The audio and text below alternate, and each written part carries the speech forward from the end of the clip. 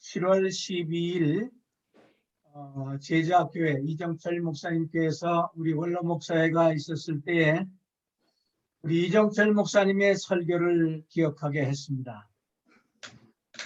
아브라함의 신앙의 흔적을 본받아 자손들에게 참 아브라함이 그 흔적을 남겨서 준 것처럼 우리들의 신앙의 흔적은 우리 부모님들이 자식들에게, 자녀들에게 보여주는 것이다. 그런 말씀을 받았을 때 참 너무나 은혜가 많았습니다. 저는 우리 자식들한테, 자녀들한테 무엇을 보여줬나, 그때 그 모임을 마치고 와서 생각을 해봤습니다. 해봤는데 보인 것이 없더라고요. 보여준 게 없더라고요. 그때 이정철 목사님 하신 말씀이 주의를 잘 지켜라, 11절 해라, 또 뭐 좋은 일을 하라, 이렇게 말로 하는 것이 아니라 신앙의 흔적은 몸소 보여주는 것이다 하는 그 말을 하셨을 때 내가 보여준 것이 뭐가 있나 하고 생각해 봤는데, 그 자녀들 가운데 특별히 첫째 딸 우리 선미가 하는 모습을 통해서 내가 그걸 보여줬구나 하는 생각을 했습니다. 아마 여러분들도 다 자녀들이 하는 일을 보고 내가 그것을 보여줬구나 하는 것을 한 가지 이상은 다 찾으실 줄로 믿습니다. 그런데 그가 이번에 둘째 아들 하나 딸 하나 있는데, 아들은 이제 대학원 공부를 9월달에 시작할 것이고, 딸은 5년 차이가 있어서 올해 대학교를 들어갔습니다.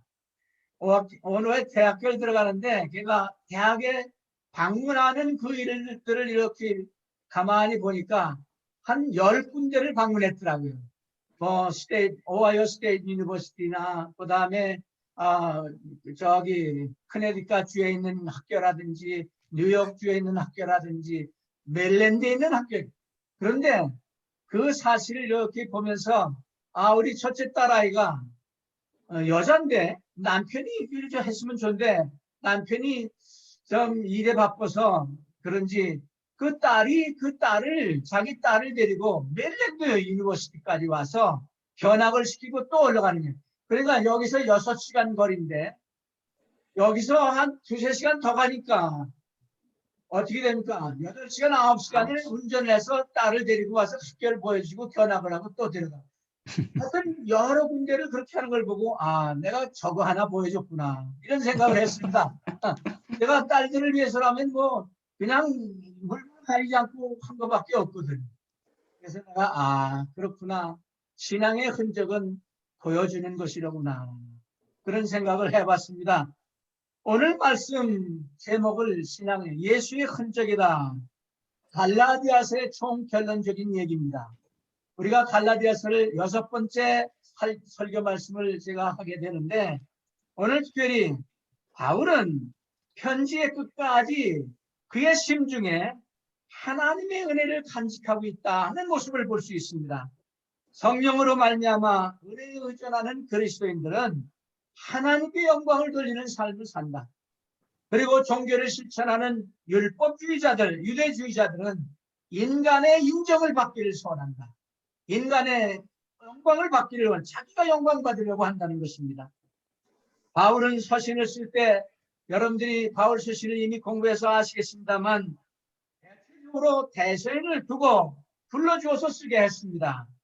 그리고 개인적인 은혜의 서명을 Personal Grace Signature를 마지막에 자기가 시그네이처를 해서 보내곤 했습니다. 거의 다 서신마다 그렇게 했는데, 그러나 오늘 본문 말씀이 나오는 갈라디아서는 그가 개인적으로 끝까지 쓴 것 같은 그런 감을 내가 받았어요. 어디서 그걸 받았느냐 하면, 물론 그 말씀을 하기 전에 많은 사람들이 참 그가 연로해졌을 때는 눈이 잘 보지 않았다. 왜냐하면 안질이 있었기 때문에 그렇다. 다메섹 도상으로 가다가 강한 빛에 눈이 멀어졌기 때문에, 아나니아를 통해서 눈이 떴기 때문에 눈에 안질이 있었다. 뭐 학자들은 그렇게 주장합니다. 또 텐트 메이킹 미니스트를 했기 때문에 손이 거칠어졌다. 그렇기 때문에 저도 이 저 설교 원고를 이렇게 보니까 한 10년, 20년 전에 설교한 거는 글씨가 깨알같이 작더라고요. 그런데 지금 오늘날 설교할 때 이렇게 응목계 설교할 때 쓴 설교 원고를 보니까 2배, 3배, 4배, 어떤 곳은 한 5배 정도 크게 쓰더라고요. 그래서 그렇게 했다 하는 그런 학자들도 있는데 저는 여기서 한 가지 깨달은 것이 있습니다. 바울 사도가 내 손으로 여기 11절에 내 손으로 너에게 이렇게 큰 글자로 쓴 것을 보라. See with what large letters I have written to you with my own hand. 그렇게 말을 했더라고요. 여기서 이걸 볼 때 하나님께서 성령의 감동으로 내 손으로 너에게 이렇게 큰 글자를 쓴 것을 보라.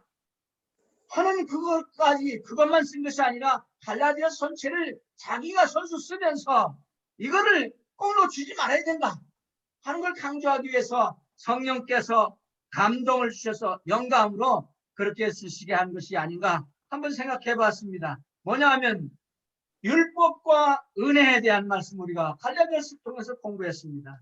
은혜와 율법을 비교하기 위해서 은혜를 따르는 우리 그리스도인들과 율법주의자들을 완전히 비교하기 위해서 또 은혜를 따르는 그리고 성령의 끌림받는 우리들에게는 그리스도인들에게는 하나님의 영광을 위해서 사는 일이지만 유대주의자들이나 율법주의자들은 자기의 영광을 위해서 산다. 너희를 할례를 받도록 하는 것은 너희를 이용하는 것뿐이다. 너희를 위해 섬기는 것이 아니라 자신의 칭찬을 위한 것이다. 이런 얘기를 하면서 분명하게 하나님께서 갈라디아서에서 주는 교훈을 분명하게 깨닫도록 하기 위해서 이것만을 놓치지 말아라. 그래서 내가 이렇게 내 손으로 큰 글자로 쓴 것을 보라 라고 성령께서 감동하셨는 것이 아니냐. 제가 그렇게 주석을 붙여봤습니다. 갈라디아서의 주제는 여러분들이 아시는 대로 우리가 처음 갈라디아서를 공부할 때 은혜의 율법이 교리적으로 그의 주제라고 했습니다. 하나님께서 새로운 일을 행하고 계신 것과 그리고 왕국의 유행 계획을 교회에 대한 하나님의 비밀 계획과 은혜의 경륜으로서의 대신하려고 하는데 율법주의자들은 이 놀라운 은혜의 새 계획과 은혜의 메시지를 받아들이지 않았습니다. 그들은 이방인들에게 모세의 법대로 할례를 받아야 구원받는다. 그리고 성화된 삶을 살 수 있다. 그러니까 바울과 바나바 또 율법주의자들이 다툼과 변론이 일어났다고 했습니다. 그런데 이 문제를 이미 여러분들이 아시는 바와 마찬가지로 AD 50년에 예루살렘 총회시에 성령께서 인도하심으로 놀라운 결론을 얻어냈죠. 뭐냐? 할례를 받아야 구원받는 것이 아니라 은혜로 믿음으로 구원받는다. 베드로가 처음 설교할 때 뭐라고 했습니까? 이방인들로 복음의 말씀을 믿게 하려고 나를 택하시고 우리가 이방인들에게 성령을 주셔서 증거하게 하시고 믿음을 깨끗하게 하신다 하면서 11절에 사도행전 15장 11절에 우리가 저희와 동일하게 주 예수의 은혜로 구원받는 줄을 아노라 하는 연설을 했습니다. 여기에 보면 저희는 누굽니까? 이방인들을 얘기하는 거예요. 유대주의자들이 이방인들은 할례를 받아야 구원받을 수 있다. 자기들처럼 유대인처럼 우리처럼 그런 얘기죠. 그런데 그 베드로가 그런 설교를 끝난 다음에 야고보도 15장 13절 이하에서 오늘날의 하나님의 계획은 교회를 위한 하나님의 계획은 이방인 중에서 자기 이름을 위한 백성을 취하는 것이다. 불러내는 것이다. 에클레시아라는 단어가 벌써 나왔다 말씀드렸습니다. 왕국 프로그램 이것은 몸된 교회가 완성이 되면 다시 계속될 것이다 하면서 15절 사도행전 15장 15절 16절에 있는 말씀을 보면 이후에 야고보 얘기입니다. 이후에 교회 시대 후에 7년 대환란 후에 내가 다시 돌아와서 다윗의 무너진 장막을 다시 지으며 또 그 퇴락한 것을 다시 지어 일으키리니 하는 말씀하고 있습니다. 아모스 9장에 있는 말씀과 사무엘하 7장에 다윗의 성략에 대한 말씀을 쭉 함으로 인해서 왕국 프로그램은 몸된 교회가 완성이 된 다음에 다시 계획된다는 얘기를 했습니다. 이러한 순전한 은혜의 메시지를 유대인들은 받아들이지 않았습니다. 은혜와 율법은 섞으려고 하는 그런 노력만 했지, 사람들 빼어가지고 그렇게 얘기했어요. 왕국의 메시지, 즉 천국 복음입니다. 교회의 메시지, 그리스도의 복음입니다. 섞으려는 사람, 이들 우리는 유대주의자들이다. 그들의 목표는 이방인들의 신자들을 빼는 그런 일이에요. 그래서 하나님의 말씀, 그리스도의 복음을 약간 변경시켜서 가르치는데, 그걸 바울 사도는 정제된 다른 복음이라고 얘기를 했습니다. 자기가 전한 복음 외에, 그리스도의 복음 외에 다른 복음을 전하면 저주를 받는다고까지 했습니다. 하나님께서 인정하시고 축복하시는 유일한 복음은 하나님의 은혜의 복음이요 그리스도의 복음이라 하는 사실입니다. 유대주의자들은 그걸 믿지 않았습니다. 여기서 우리는 갈라디아서 1장과 2장에서 이제 오늘 결론이기 때문에 갈라디아서 설교는 이제 6번째로 끝납니다. 은혜와 율법을 1장과 2장에서 다뤄봤습니다. 은혜와 복음을 1장과 2장에서 다루고 은혜와 율법을 3장과 4장에서 다뤘습니다. 그리고 5장과 6장에서 은혜와 그리스도인의 삶을 우리가 다뤄봤습니다. 율법주의에 반대하는 가장 하나님의 강력한 말씀이 갈라디아서다. 총 주제를 우리는 그래서 이렇게 잡아봤습니다. 그리스도를 믿는 믿음을 통하여 가지게 된 영광스러운 자유를 감사하며 누리며 살자. 왜 그러냐? 그리스도께서 십자가의 대속으로 말미암아 우리에게 자유를 주셨기 때문에, 피 흘림의 자유를 주셨기 때문에, 이 피 흘림이 예수 그리스도의 십자가의 대속의 죽으심이 헛되지 않게 하기 위해서다 하는 말씀을 하고 있습니다. 오늘 이 말씀을 통해서 바울 사도는 다시 한번 그 말씀을 비교하기 위해서 유대주의자들과 은혜 아래 있는 그리스도인들과 비교를 완전하게 잘하기 위해서 내 손으로 이렇게 큰 글자로 쓴 것을 보라. 다시 말하면 이것을 놓치지 말라. 이것을 놓치지 말라 하는 것입니다. 유대주의자들은 자신들의 영광을 위해서 삽니다. 그러나 은혜 아래 사는 우리 그리스도인들은 하나님의 영광을 위해서 일생을 삽니다.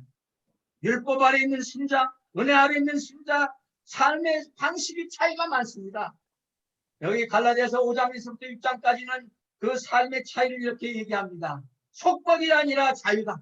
우리 은혜 아래 있는 사람들의 삶의 특징은 not bondage, but liberty입니다. 그 다음에 두 번째는 not flesh, but spirit. 육체가 아니라 성령입니다. 그 다음에 not self, 자신이 아니라 다른 사람들입니다. but others. 그 다음에 오늘 본문 말씀이 나오는 내용의 말씀처럼 인간의 인정이 아니라 하나님의 영광이 있다 하는 것입니다. Not man's approval, but God's glory입니다. 우리 그리스도인들은 우리가 무엇을 하고 있는지 알고 있습니다. 그러나 왜 그것을 하고 있는지 모르는 사람들이 많습니다. 율법주의자들은 갈라디아 교인들이 할례받는 것에 복종하기를 원했습니다. 바울은 그것을 십자가의 그리스도의 사역과 관련시켜서 우리들에게 결론으로 이것을 읽지 말라고 하면서 내 손을 크게 썼다. 하나님의 감동은 내가 이렇게 써서 여러분들한테 얘기한다 하시면서 얘기를 합니다. 그러는 가운데 오늘 본문 말씀을 중심으로 보면 세 가지 중요한 교훈을 주는 인물을 우리에게 소개합니다. 첫째는 자신들의 영광을 위해서 일하고 있는 율법주의자들을 다루고 있습니다. 그 다음에 십자가와 하나님의 영광을 위해서 일하신 예수 그리스도에 대한 말씀을 다룹니다. 그 다음에 그리스도의 흔적을 가졌다고 하면서 하나님의 그리스도의 영광을 위해서 사는 바울 사도의 생애를 다루고 있습니다. 첫째, 율법주의자들 생각해 보시기 바랍니다. 12절과 13절에 보면 이렇게 말합니다. 무릇 육체의 모양을 내라는 자들이 억지로 너희로 할례받게 하면 저희가 그리스도의 십자가를 인하여 핍박을 면하려 한 뿐이라 했습니다. 여기 보면 특별히 율법주의자들은 그들의 목적은 이겁니다. 사람들을 그리스도로 인도하기 위해서 하는 것이 아니라 억지로 할례받게 해가지고 그리스도의 십자가로 핍박을 면하려고 하는 그런 일을 하고 있었다 이 말입니다. 그 다음에 하는 말씀 보세요. 할례받은 저희라도 유대인들 말하는 율법주의자들 말하는 것이죠. 스스로 율법을 지키지 아니하고 너희로 할례받게 하는 것은 너희로 육체로 자랑하려 합니다. 그렇게 얘기를 하고 있습니다. 이러한 사람들의 생활 모습에서 우리는 그들은 타협을 잘하는 사람입니다.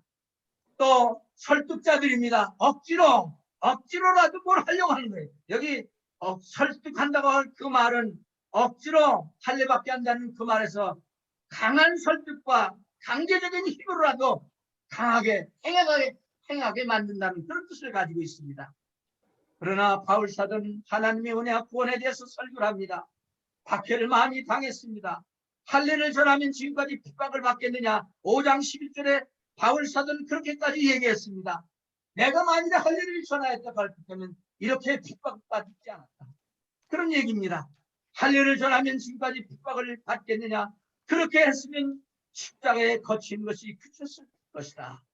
그리스도의 십자가, 율법에 파괴적인 영향을 끼친다는 것을 확신하는 율법주의적인 그들로부터 핍박을 받게 되었다는 것을 얘기하고 있습니다. 바울은 말씀을 전할 때 신실되고 성실하게 전했습니다. 우리 은목교회에서 말씀 전하신 분들 다 그렇게 전하신 모습을 제가 봅니다. 또 말에 지혜로 하지 않았습니다. 저는 유독이 말을 잘 못하는 사람 중에 하나입니다. 하나님 말씀 읽는 거는 잘합니다. 하나님 말씀 전하는 것은 잘하려고 합니다. 그러나 내가 무슨 말을 이렇게 해서 말의 지혜로 나타내려고 한 적을 할 수가 없어요. 그래서 책도 하나 쓴 것이 십자가밖에 모른다 하는 그런 외골수로 나타나는 그것을 보였습니다. 그러나 오늘날의 많은 사람들이 말씀을 전할 때 진실되고 성실하게 전하는가 하면 그런 대신에 말의 지혜로 전하는 사람들이 많습니다. 바울 사도는 말의 지혜로 복음을 전하지 않았다고 했습니다. 말과 지혜의 아름다운 것으로 아니하였다고 했습니다. 왜? 예수 그리스도와 그의 십자가에 못 박힌 것 외에는 알지 않기로 작정했기 때문이라고 했습니다.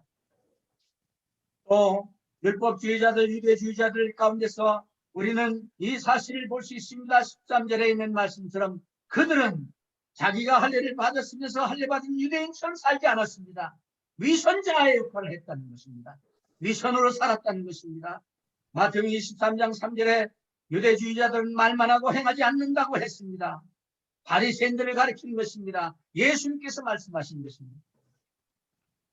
그들 자신이 할례를 받았지만 강조하지만 율법을 따르지 않는 그런 위선적인 생활을 했다 하는 것입니다.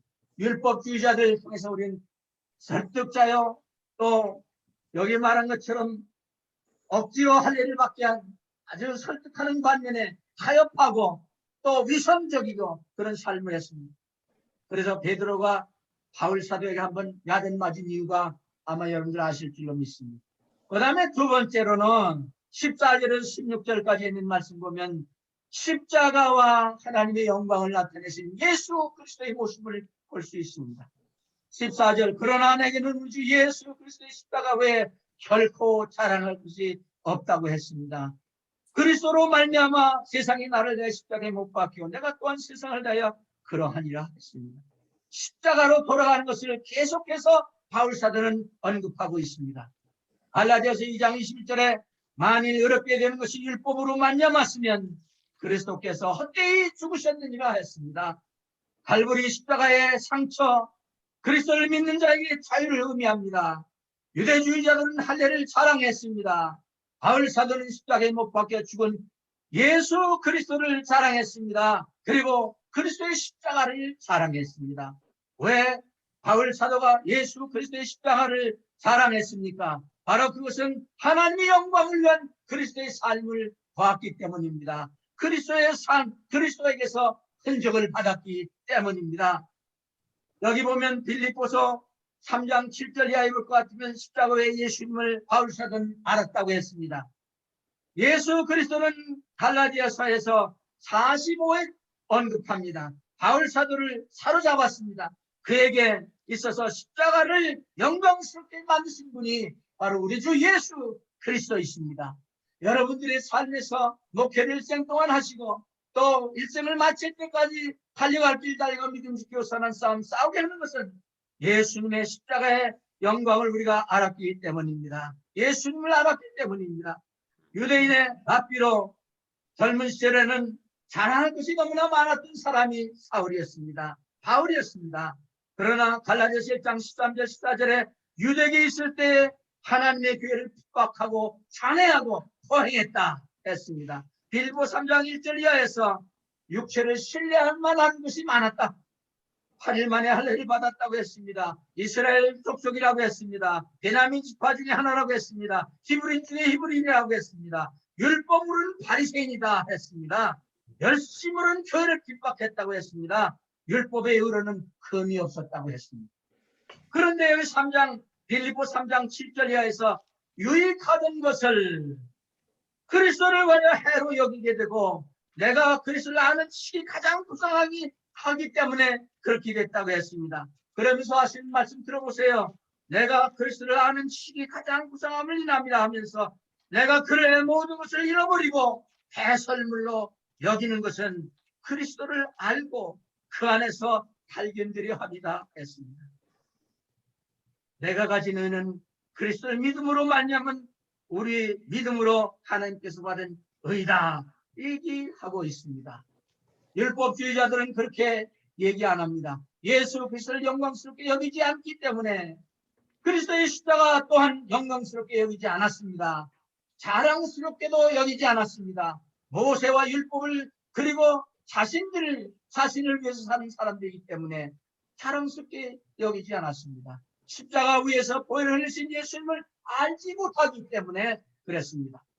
자, 바울 사도는 예수 그리스도를 십자가에 달리 돌아가신 예수 그리스도를 첫 번째로 알았고 그 다음에 두 번째로는 십자가의 능력을 알았기 때문입니다. 유식한 유대인 랍비들과 사울에게도 십자가의 희생의 교리가 터무니없는 것이었습니다.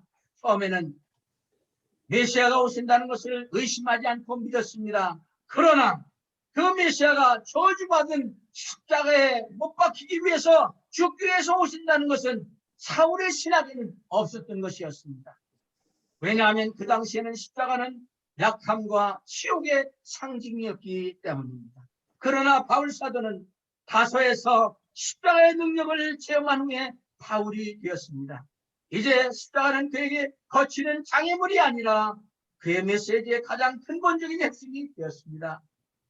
그리스도께서 우리 죄를 위해서 십자가를 지셨기 때문입니다. 십자가, 자유를 위해 의미하는 것입니다. 바울에게 있어서 십자가는 자유를 의미하는 것입니다. 그래서 갈라디아서 2장 20절에 자신으로부터 자유를 주셨다고 했습니다. 내가 그리스도와 함께 십자가에 못 박혔으니 그런즉 이제는 내가 산 것이 아니라고 했습니다. 그 다음에 갈라디아서 5장 24절에 육체와 함께 정과 욕심을 십자가에 못 박았다. 육체로부터의 자유라고 했습니다.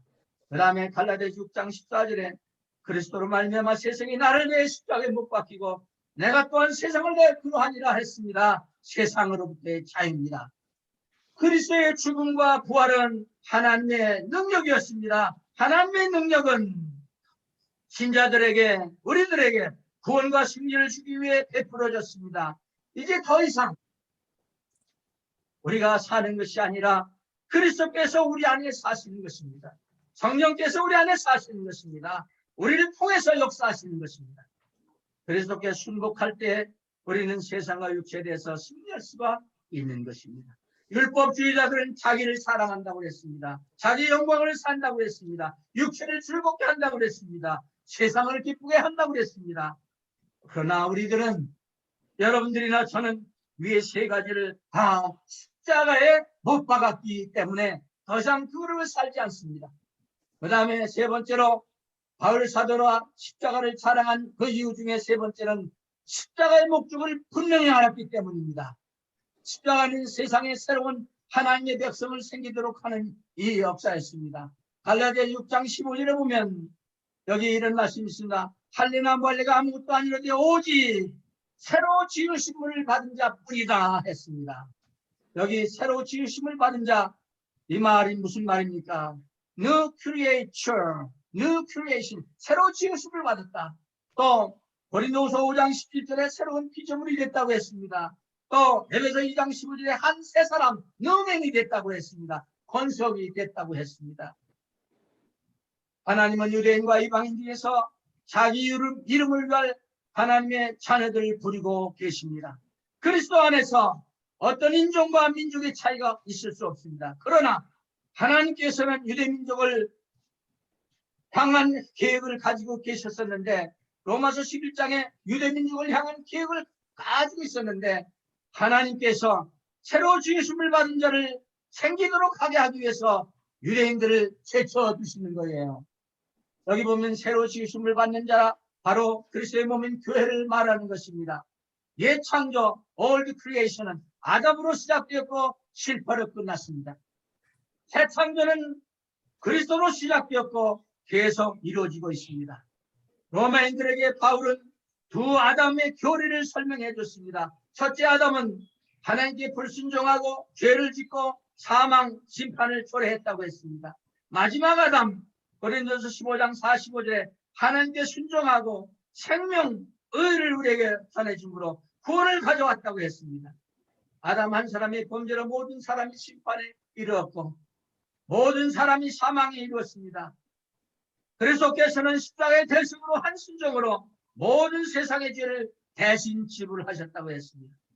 아담의 죄 때문에 사망이 세상에 왕노릇하고 예수 그리스도의 십자가의 승리를 통해서 생명 안에서 우리는 왕노릇하게 됐다고 로마서 5장 17절에 말하고 있습니다.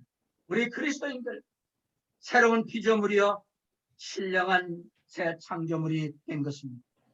그 다음에 십자가의 목적 또 한 가지가 있습니다. 예수님 유대인들에게, 지도자들에게 하나님의 나라를 너희는 빼앗기고 그 나라의 열매를 맺는 백성이 받으리라. 마태복음 21장 31절에 말합니다. 베드로는 그 백성을 하나님의 가족으로 통일시하고 이렇게 얘기했습니다. 오직 너희는 택하신 족속이요 왕같은 세상들이요 거룩한 나라라고 했습니다. 교회가 하나님의 백성이란 뜻입니다. 교회가 이스라엘 백성이 아니라는 뜻입니다. 하나님께서는 하나님의 새로운 자녀 교회가 태동하도록 이스라엘 민족을 제쳐두셨다는 사실입니다. 그리스도인들은 육체는 아브라함의 자손이 아니나 믿음을 통해서 아브라함의 씨부가 됐습니다. 그들은 육체의 할례보다 마음의 할례를 받은 사람들입니다. 이러한 이유로 할례나 무할례가 그 어느 것도 하나님께 있어서 중요한 것 아닙니다. 아무것도 아니라고 그랬어요. 그러나 사랑으로 역사하는 믿음뿐이다. 하나님이 우리를 처음 사랑하신 그 사랑으로 예수 그리스도께서 우리가 주인 되었을 때, 또 연약할 때, 원수 되었을 때 하나님의 사랑을 확증하기 위해서 십자가를 지셨다고 했습니다. 마지막으로 세 번째 교훈을 주는 한 사람을 소개하고 마치려고 합니다. 예수 그리스도의 흔적을 내 몸에 가졌다 하면서 하나님의 영광을 위한 삶을 사는 사도 바울입니다. 바울은 그의 할례받은 것을 자랑했던 적이 있었습니다. 빌립보 3장에서 있었습니다.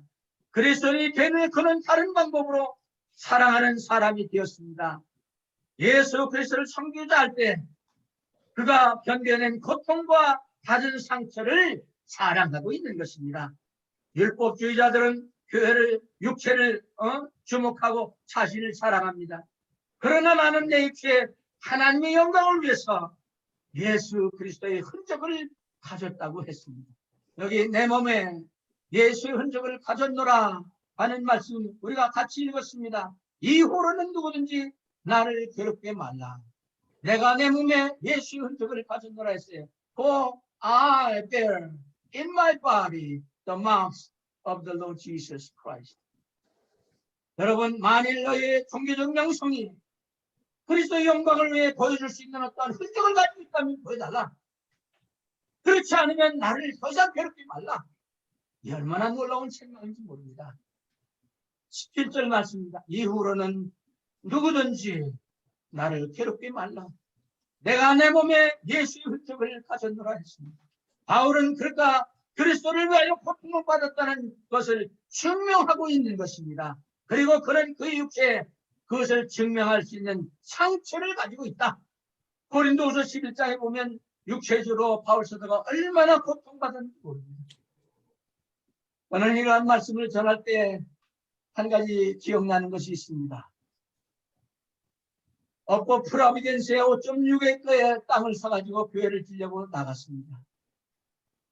1992년도에 나가서 98년도에 돌아왔습니다. 이곳으로.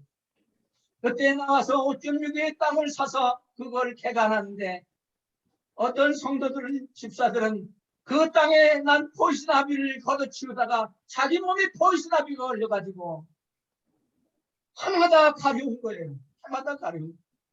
그래서 내가 여러 해 동안 그들에게 포이스나비에 먹는 약을 사댄 적이 있습니다. 그리스도의 흔적입니다. 교회를 위한 고통의 흔적입니다. 또 한 번 생각납니다. 이 자리에 앉아서 같이 예배를 드리는 우리가 이광영 목사입니다. 그곳으로 이제 교회를 지려고 나갔는데 그곳에 높은 나무에 올라갔다 떨어져 가지고 허리 다친 것을 내가 기억합니다. 우리 이광영 목사님이 예수의 흔적을 몸에 가지고 계신 분이다 하는 사실을 생각할 때 너무나 하나님께 감사합니다. 아버지, 하나님께 그런 생각 못하고 그저 수술 받을 때마다 가서 같이 기도해드리고 한 이유가 또 그런 것 때문뿐만 아니라 그리스도의 사랑 때문에 그랬지만 그 흔적을 가지고 있다. 아마 여기 계신 여러 목사님들 하나 이상 모든 흔적을 가지고 있을 거예요. 교회를 위한 그리스도의 흔적을 가지고 있을 거예요. 하나님의 교회를 위한 교회의 흔적 뿐만 아니라 복음을 전하다가 참 흔적을 가진 분도 있을 거예요. 예수 그리스도를 위해 살다가 받은 흔적, 무덤에까지 가지고 갈 수 있는 영원한 흔적입니다. 그 당시 노예에게 소유주가 인을 찍는 습관이 있었어요. 우리도 그래서 예수 믿고 구원받아 하나님의 성령께서 우리 안에 내재해 계시는 성령의 역사가 뭡니까? 보증하시고 인을 치시는 역사다. 하나님의 것이다. 시일링하는 거예요. 우리에게 주님의 영광을 위해서 목회하다가 혹은 신앙생활하다가 복음을 전하다가 예수의 흔적을 가지고 계신 여러분들 앞에서 제가 오늘 이 말씀을 생각하면서 나는 그런 흔적이 없구나 하는 생각을 해봤습니다. 바울은 예수 그리스도의 종이었습니다. 그래서 그의 몸에 성령의 인을 치시는 시일링도 했을 뿐만 아니라 육체적인 흔적, 고통의 흔적, 상처를 가지고 있었다는 것입니다. 그 사실을 증명하는 그분의 흔적을 우리도 생각하면서 빌립보 3장 10절에 있는 말씀처럼 그리스도의 고난에 참여함을 알려하시는 여러분들이 계시고 갈라디아서 6장 10절에 있는 말씀, 18절에 있는 말씀, 우리 주 예수 그리스도의 은혜가 너의 심령에 있을지어다 하고 이 서신을 마친 바울사도의 심정을 생각하면서 은혜, 율법이 아니라 주 예수 그리스도의 은혜라고 하는 사실을 우리 생애 마칠 때까지 꼭 지니고 다시는 여러분들이 되시기를 주님의 이름으로 축원합니다. 아멘. 사랑하는 아버지 하나님 감사합니다.